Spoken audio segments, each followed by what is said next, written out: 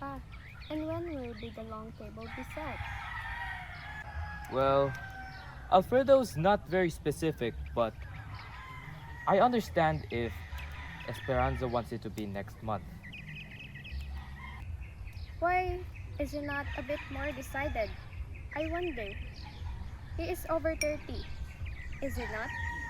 I'm still a bachelor. Esperanza must be tired waiting. She does not seem to be much in a hurry either. How can a woman be in a hurry when the man does not hurry her?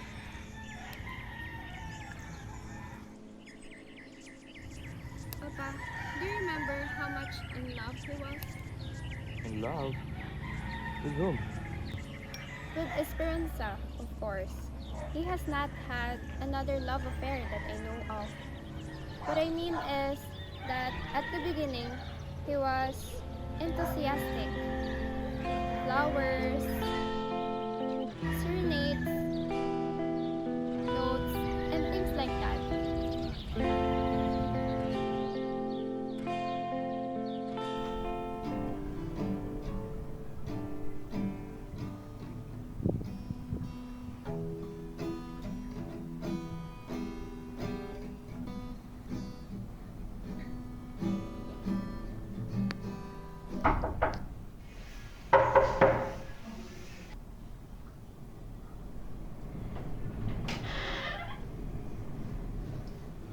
What's the matter with you, Alfredo?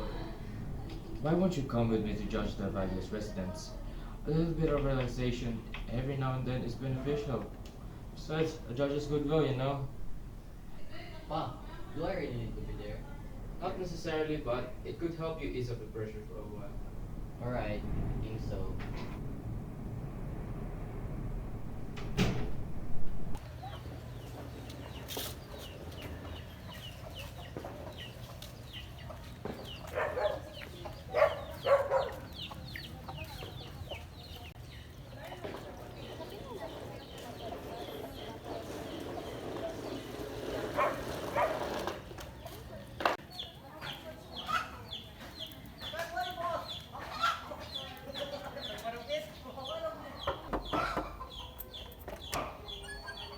Hi.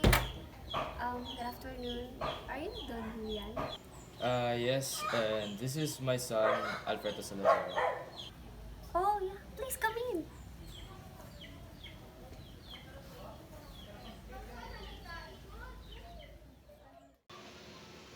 Good afternoon. Nice to meet you, Mr. Valle. And this is This is my son, Alfredo Salazar. nice to meet you. This is my wife and this is my sister-in-law. Letting it all go, let me take it in before it sinks in.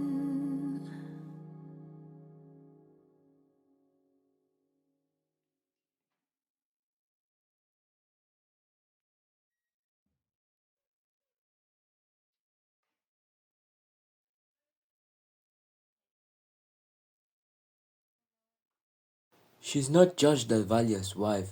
It's his sister-in-law, Julia Salas.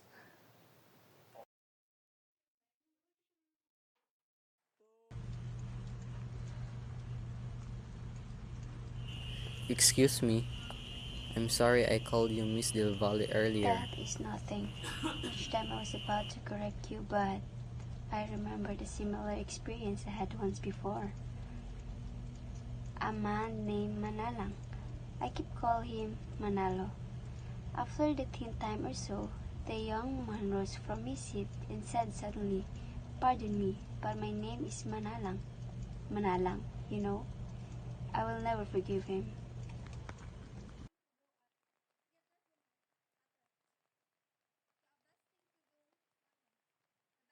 The best thing to do under the circumstances is to pretend not to hear and to let the other person find out a mistake without help. As you did this time, you still look amused every time. I was thinking Mr. Manalang.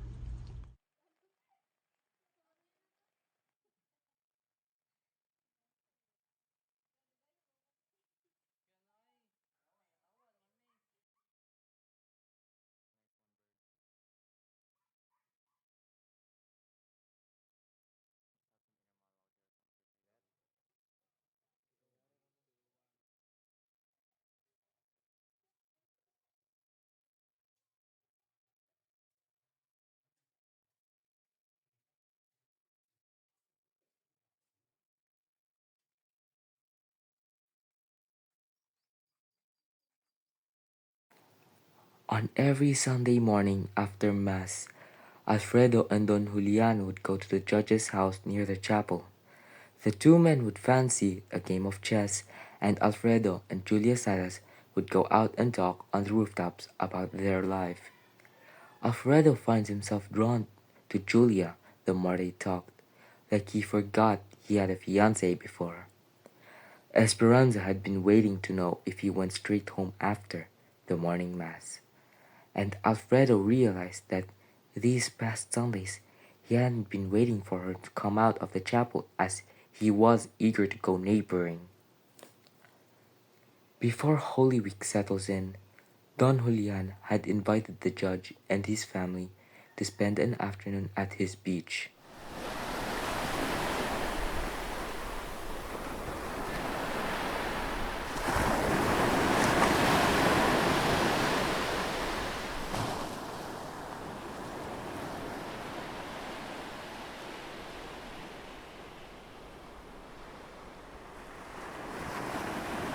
I hope you're enjoying this.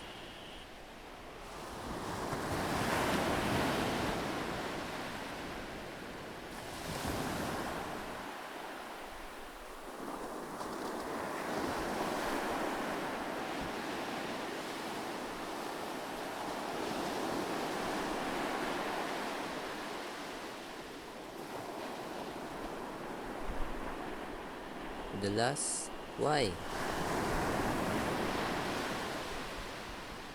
Oh, you will be busy perhaps. Do I seem especially industrious to you? If you are, you never look it. Not perspiring or breathless as a busy man ought to be. But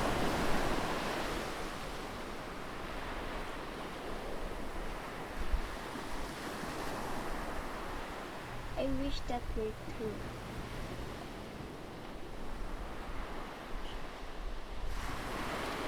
I should like to see your hometown. There is nothing to see. Nothing. There is you. Oh, no, but I'm here. I will not go, of course, until you are there.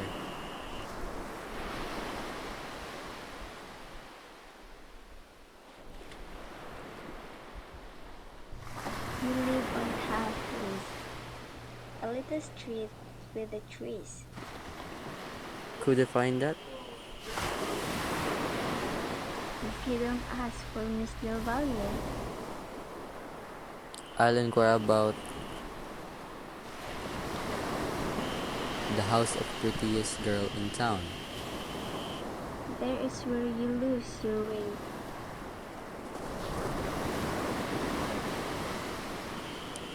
Why did you say this is the last time? I'm going home When? tomorrow. I received a letter from my father and mother yesterday. They want me to spend Holy Week at home. Can I come to say goodbye? Oh, you don't need to. But I want to. There is no time.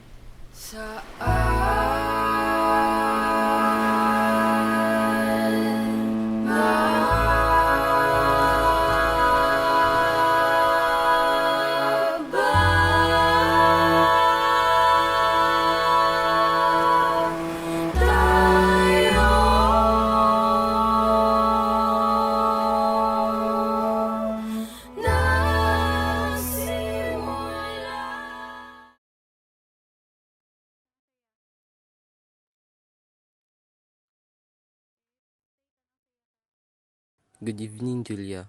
I had been thinking all this time that you had gone. No, my sister asked me to stay until they are ready to go. Oh, is the judge going? Yes. Mr. Salazar, I wish to congratulate you For what?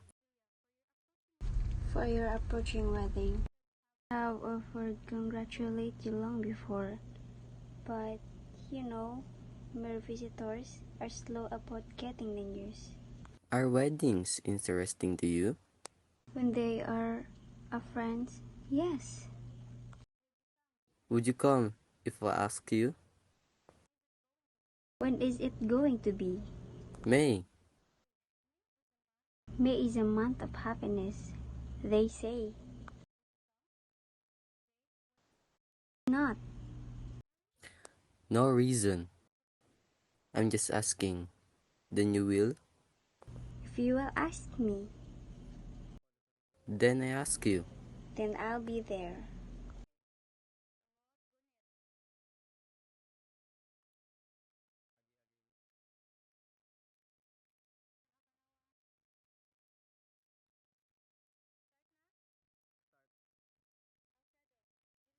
Julita, did you ever have to choose between something you wanted to do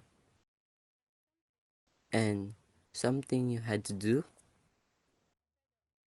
I thought maybe you had that experience. Then you could understand a man who was in such a situation. You are fortunate. I don't know, Julita. Perhaps not. But there is a point where a thing escapes us and rushes downward of its own weight, dragging us along. Then it is foolish to ask whenever one will or will not, because it no longer depends on. Why must it? I have to say goodbye, Mr. Salazar. I had to go home. Sorry.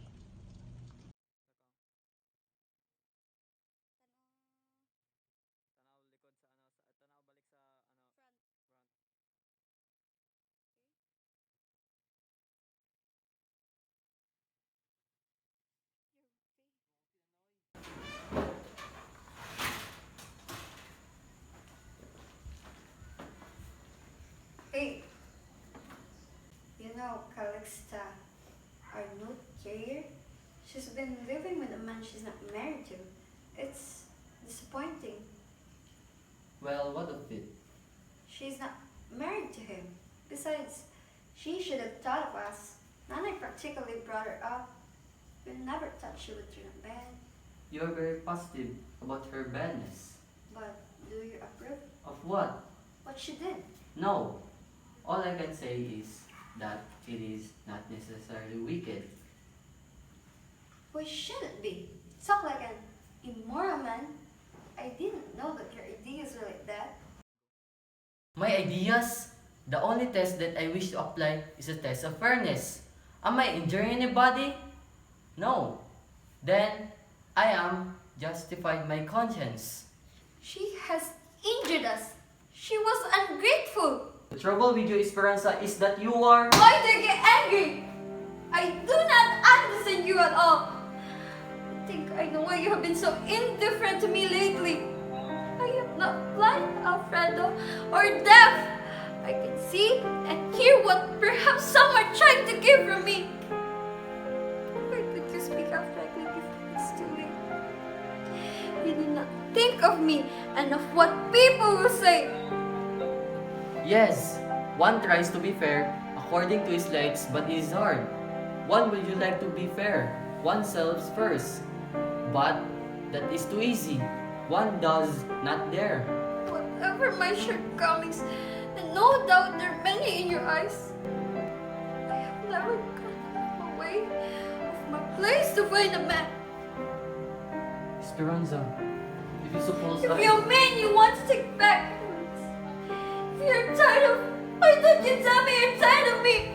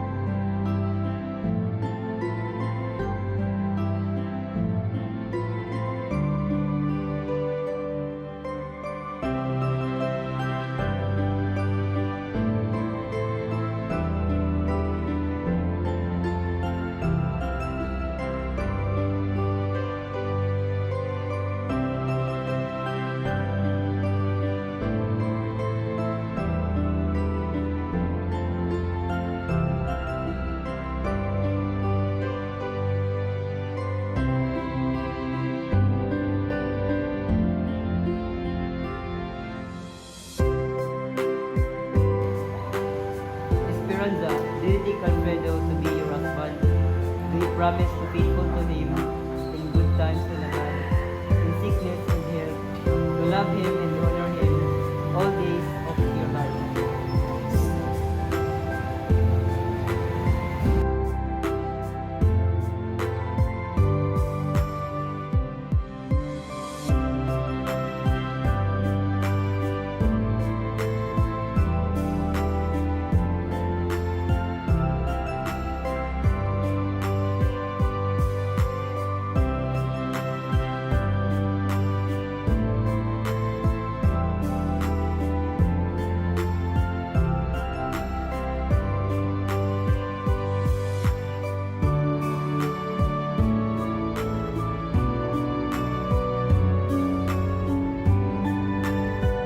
He was not unhappy in his marriage. He felt no rebellion, only the calm of capitulation to what he recognized as irresistible forces of circumstance and of character. His life had simply ordered itself. No more struggles, no more stirring up of emotions that got a man nowhere. At such times did Esperanza feel baffled and helpless. He was gentle, even tender, but immeasurably far away beyond her reach.